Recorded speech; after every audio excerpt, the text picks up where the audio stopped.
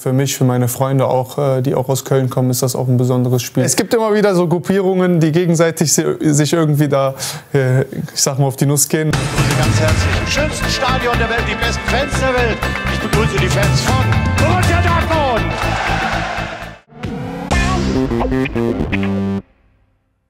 Hallo und herzlich willkommen zu eurem Feiertagsmagazin. Am Wochenende geht es gegen den 1. FC Köln. Viele Fans von Borussia Dortmund, aber auch vom 1. FC Köln freuen sich besonders auf diese Partie. Deshalb ist heute jemand bei mir, der für beide Vereine gespielt hat. Ich begrüße Sally Özcan und schön, dass du da bist, dass du dir Zeit genommen hast, in unser schönes Studio zu kommen. Immer wieder gerne. Es ist sicherlich für dich ein besonderes Spiel, ist ganz klar. Du hast lange beim FC gespielt. Wie viele Kartenwünsche musstest du erfüllen? Einige. Ich musste unserem Teammanager, dem Arne, einige Tickets musste ich selber bestellen. Ich glaube, es waren knapp 30. Ja, das ist einfach so, ne? Es gehört dazu. Ich glaube, für mich, für meine Freunde auch, die auch aus Köln kommen, ist das auch ein besonderes Spiel und da wollte jeder ins Stadion.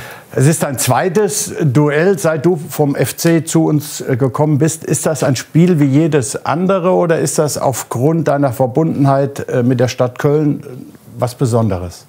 Ja, ich glaube, es ist noch mal was anderes, sage ich mal. Es ist was Besonderes, vor allem, da das Team sich nicht groß verändert hat. Also ich kenne noch gefühlt alle dort im Verein und ja, wie gesagt, es ist ein besonderes Spiel. Es ist aber auch ein wichtiges Spiel für uns, was wir gewinnen müssen. Und deswegen gibt es da keine Scheu, da die 3 Punkte hier. So professionell muss man sein. Genau. Ne? Das Hinspiel lief nicht wie gewünscht. Knappe Niederlage. Du musstest einen fiesen Tritt einstecken.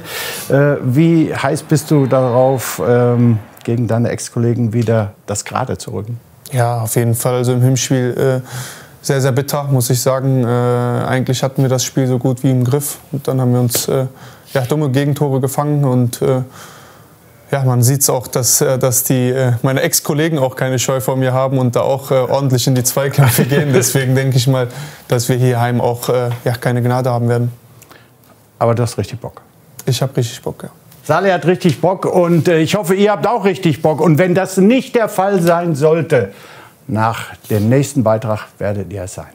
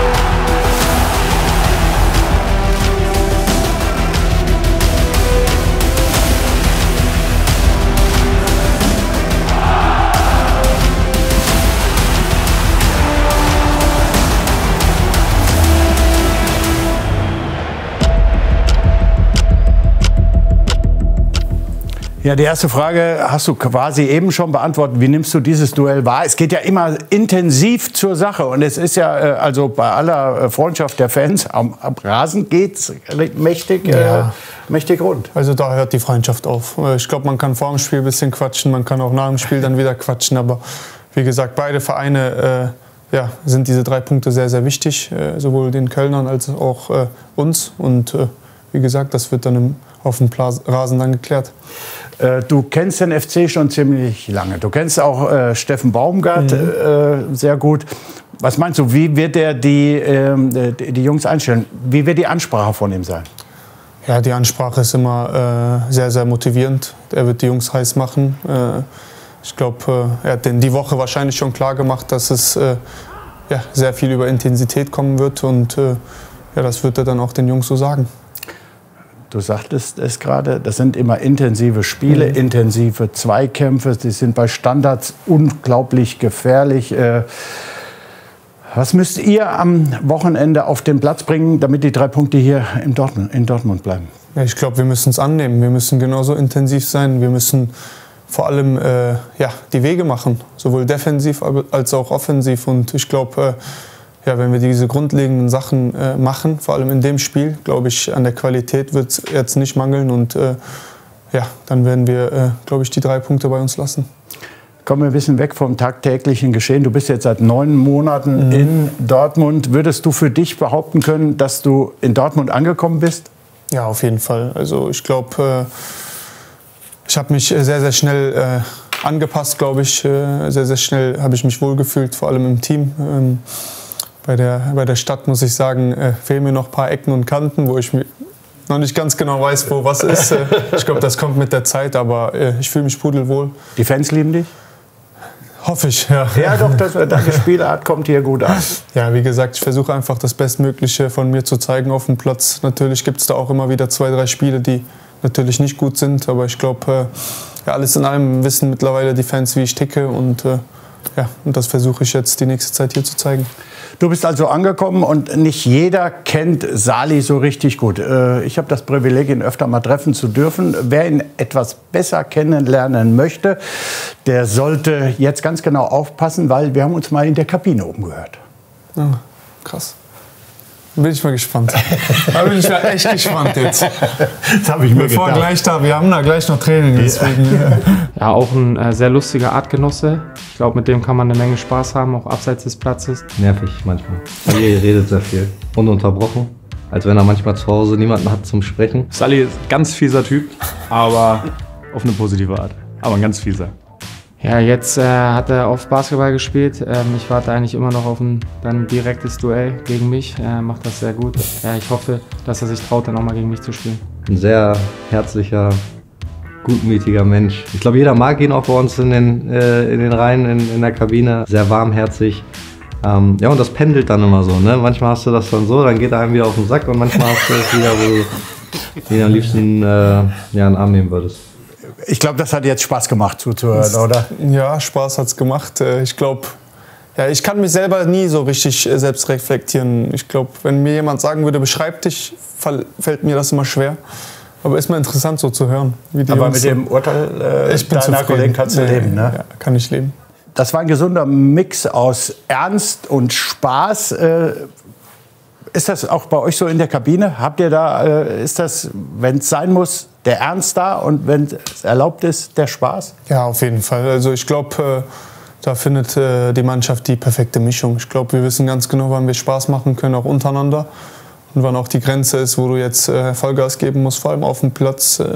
Ich glaube, das passt im Moment und das spiegelt uns einfach im Moment wider. Wer ist der Lustigste in der Kabine? Gibt es da einen, der sich besonders hervortut? Da gibt es mehrere, muss ich sagen. Tatsächlich der Lustigste in der Mannschaft. Wer macht am meisten Blödsinn? Ja, gibt viele. Es gibt immer wieder so Gruppierungen, die gegenseitig sich irgendwie da, ich sag mal, auf die Nuss gehen. Niklas Süle, Schlotterbeck und ich versuchen uns da immer irgendwie gegenseitig zu ärgern. Da ist der Julian Brandt ist auch da, der Marco Reus ist auch da mit in dem Spiel. Der Guerrero ist auch da, der Rafa ist auch da im Spiel. Ja, das ist da alles immer ein bisschen Multikulti. Wir versuchen uns da immer wieder gegenseitig so auf die Nerven zu gehen, aber wir wissen unsere Grenzen und wissen auch, wann wir wieder Gas geben müssen. Gibt es denn auch jemanden, der total immer nur reflektiert, immer nur den Fußball im Kopf hat? Nein. Also ich finde das ja gut, weil ein gewisser Spaß gehört ja dazu. Ne? Ja, wir haben alle Fußball nur im Kopf. Aber irgendwo machen wir auch in der Kabine, keine Ahnung, Faxen untereinander. Aber das gehört auch dazu. Stimmt. Sehr schön. Schön, dass du da warst. Vielen Dank. Danke. Drücken die Daumen gegen deinen früheren Verein, auch vielleicht um meinen früheren Verein, auch wenn es schon 400 Jahre her ist. Egal, wir wollen gewinnen und ihr müsst die Daumen drücken, egal wo ihr seid, im Stadion, bei Sky oder vielleicht auch beim Netradio. Da bin ich natürlich auch wieder zu hören. Das war's, Salih. Vielen Dank, dass du da warst. Hol den Dreier. Machen wir. Tschüss, macht's gut. Schönes Wochenende.